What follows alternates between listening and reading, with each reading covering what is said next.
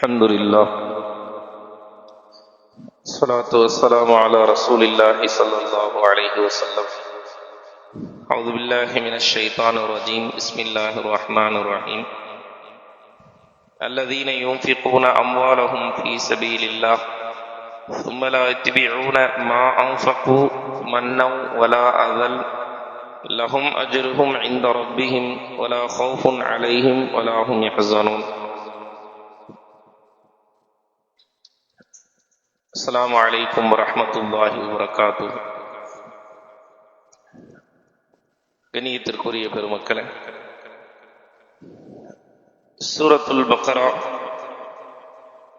260வது வசனத்திலிருந்து பல வசனங்கள் சதக்காக்களை பற்றி அல்லாஹ் வலியுறுத்தியும் அது சதக்காக்களினுடைய வகைகளையும் அதில் இருக்கக்கூடிய முக்கியத்துவங்களையும் பற்றி அல்லாஹ் பேசக்கூடிய வசனமாக இருப்பதினால் சதக்காக்களை பற்றிய பல்வேறு விஷயங்களை நாம் பகிர்ந்து வருகிறோம் தர்மம் என்கிற சிந்தனையில். அதன் தொடர்ச்சியாக பொதுவாக மனிதர்களினுடைய பெரும்பாலானவர்களின் நிலை பணம் செல்வம் என்பது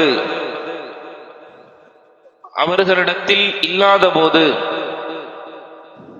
என்னிடத்தில் செல்வம் இருந்தால் பணம் இருந்தால் நான் இப்படியெல்லாம் உதவிகள் புரிவேன், இப்படியெல்லாம் நான் அவர்களுக்கு தாராளமாக தர்ம சிந்தனையோடு நடந்து கொள்வேன், வாரி வழங்கும் வள்ளலாக இருப்பேன் என்னிடத்தில் பணம் இருந்தால் என்பதை போன்று பொதுவாகவே எல்லா மனிதர்களும் நினைப்பார்கள். ஆனால் அதே சமயம் அவர்களிடத்தில் பணம் பொருள் என்று வந்து விடுகிற போது அதை பாதுகாப்பதிலும் அதை தக்க வைப்பதிலும் மேலும் அதை பெருக்குவதிலும் தான் கவனம் இருக்குமே தவிர அதை தர்மம் செய்வது செலவழிப்பது என்கிற விஷயங்களில் அவர்கள் அவ்வளவாக சிந்தனை செலுத்த மாட்டார்கள். இது பொதுவாக மனிதர்களிடத்தில் இருக்கக்கூடிய பொதுவான ஒரு பண்பாகும். தர்மம் என்பது அவர்களிடத்தில் பணம் இல்லாத போது இருக்கிற சிந்தனையை விட இருக்கிற போது குறைந்து விடுகிறது என்பது யதார்த்தமான ஒரு உண்மையாகும். அன்பிற்குரிய அல்லாஹ் நல்லடியார்களே, அதனால் தான் பெருமானார் ஸல்லல்லாஹு அலைஹி வஸல்லம் அவர்கள் அல்லாஹ் நமக்கு வழங்கிய அருட்கொடைகளை நினைவு கூர்ந்து அதற்கு நன்றி உள்ளவர்களாக இருக்க வேண்டும் என்பதை வலியுறுத்துகிறார்கள்.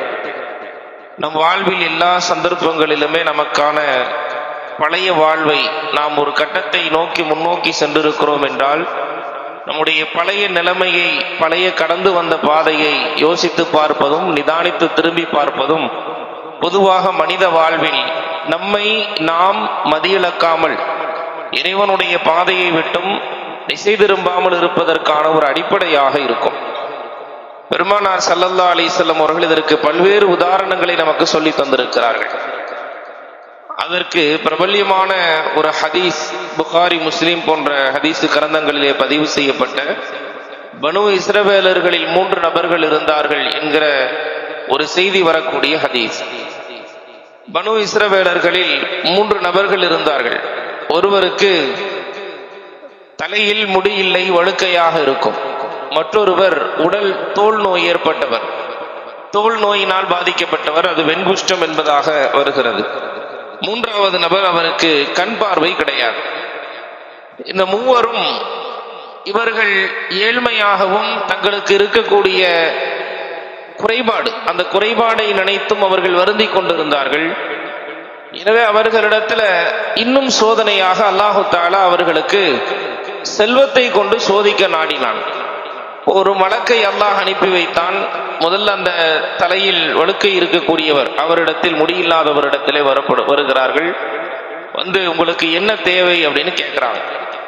எனக்கு வேற என்ன தேவை, எனக்கு இந்த தலையில் முடியில்லாமல் இருப்பது ஒரு கவலை குறைபாடுன்னு சொல்லவும் அதை அவர் திரும்ப கிடைப்பதற்காக துவா செய்கிறார். தலைமுடி அவருக்கு கிடைத்து விடுகிறார். செல்வத்தில் உங்களுக்கு என்ன வேண்டும் என்று கேட்கிறார்கள். எனக்கு செல்வத்தில் ஒட்டகத்தை அவர் கேட்கிறார். ஒட்டகம் அவருக்கு வழங்கப்படுகிறார். அந்த ஒட்டகத்தில் பரக்கத்திற்காக வேண்டி துவா செய்துவிட்டு இந்த மலக்கு சென்று விடுகிறார். அடுத்து வெண்குஷ்டம் இருக்கக்கூடியவர், தோல் நோய் இருக்கக்கூடியவரிடத்திலும் வருகிறார். அவரிடத்தில் உங்களுக்கு என்ன குறைபாடு, என்ன வேண்டும் என்று கேட்க, எனக்கு இந்த வெண்குஷ்டம் சரியாக வேண்டும், அதற்காக துவா செய்யப்படுகிறது, அவருக்கு சரியாக்கப்படுகிறது. அவருக்கு என்ன செல்வம் வேண்டும், அவருக்கு மாடு வேண்டும் என்று கேட்கிறார், மாடு கொடுக்கப்படுகிறார். பரக்கத்துக்காக துவா செய்துவிட்டு சென்று விடுகிறார். அந்த கண் பார்வையற்றவரிடம் வருகிறார். கண் பார்வையற்றவர் அவருக்கு கண் பார்வை திரும்ப கிடைக்க வேண்டும் என்று கேட்கிறார். அவருக்கும் கொடுக்கப்படுகிறது. அவருக்கு ஒரு ஆடு கொடுத்து அதிலே பரக்கத்துக்காக வேண்டி துவா செய்துவிட்டு இந்த மலக்கு சென்று விடுகிறார். இப்ப இவர்கள் மூவருடைய இந்த செல்வமும் பல்கி பெருகுகிறது.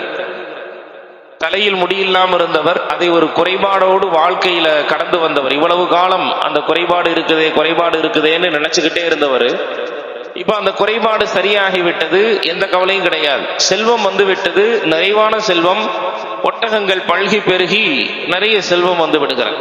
அதே போன்று அந்த வெண்குஷ்டம் உள்ளவரும் அவருடைய குறைபாடுங்கிறது வாழ்க்கை முழுக்க ஒரு குறைபாடு இருந்து அது நீங்குது அப்படின்னு சொன்னா அது ஒரு பெரிய விஷயம். அது ஒரு வெகு காலம் வந்து ஒரு நாட்பட்ட ஒரு நோயோ அல்லது ஏதாவது ஒரு குறைபாடு இருக்குன்னு வைங்க, அந்த குறைபாடு நீங்கும் பொழுது உண்மையிலேயே மனசு பெரிய ராகத்தாயிடும். அந்த அடிப்படையில் இந்த வெண்குஷ்டம் அவருக்கு நீங்கி அவருக்கு நல்ல முறையில தோல்ல பல ஆயிருக்கு. அதே போன்று மூன்றாவது அவர் கண் பார்வையும் அவருக்கு கிடைத்து விடுகிறது. உலகத்தை பார்க்க ஆரம்பிக்கிறார். செல்வங்கள் அவருக்கு கூடியிருக்கிறது. மூன்று பேருமே செல்வந்தர்களாக ஆகிவிடுகிறார்கள். அல்லாஹு தஆலா இப்ப அந்த மலக்கை ஒரு ஃபக்கீருடைய, ஒரு யாசகருடைய தோற்றத்தில், அதுவும் அவர்கள் எந்த நிலையில இருந்தாங்களோ அந்த நிலையில இருக்கக்கூடிய அதை போன்றே அல்லாஹ் பல காலங்களுக்கு பிறகு அனுப்பிச்சு வைக்கிறான். காலங்கள் கடந்து போய்விட்டது. காலங்கள் கடந்த பிறகு அந்த தலையில முடியில்லாமல் இருந்தவர் இப்போது நல்ல முடியோடு இருக்கிறார். அவர்கிட்ட முடியில்லாதவரை போன்ற தோற்றத்திலேயே அந்த ஃபக்கீர் வருகிறார். யாசக தோற்றத்திலேயே இந்த மலக்கு வருகிறார். வந்து கேட்கிறார், அல்லாஹ் உங்களுக்கு கொடுத்த செல்வத்திலிருந்து நீங்கள் கொடுங்கள், நீங்களும் என்ன போலதான ஒரு காலத்துல இருந்தீங்க அப்படின்னு சொல்லி கேட்டுட்டார். இப்படி கேட்ட உடனே அவருக்கு ஈகோவை டெஸ்ட் பண்ண மாதிரி ஆயிடுச்சு. உடனே அவர் சொல்றார், இதெல்லாம் என்னோட செல்வம் ஆகும், இதெல்லாம் நான் சம்பாரிச்சது, நீங்க சொல்றது போல கிடையாது அப்படின்னு சொல்லி அனுப்பிச்சு வச்சிடறார்.